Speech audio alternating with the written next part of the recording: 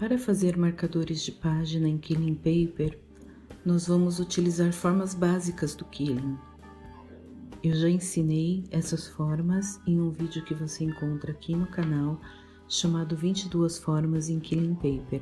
Eu vou deixar o link na descrição desse vídeo.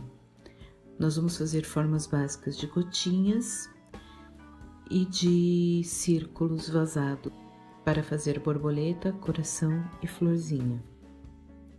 A forma de fazer é simples, é só ir juntando uma peça a outra. O que nós temos que tomar cuidado nesse caso?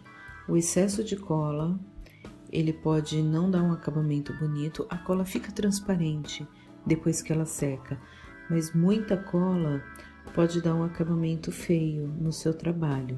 Então a gente toma cuidado com o excesso de cola e sempre usamos uma base de plástico para colocar esse Killing enquanto ele seca, porque senão ele vai grudar e ele vai colar na superfície. Então primeiro nós montamos cada peça em uma base de plástico para só depois colocar no palito de sorvete.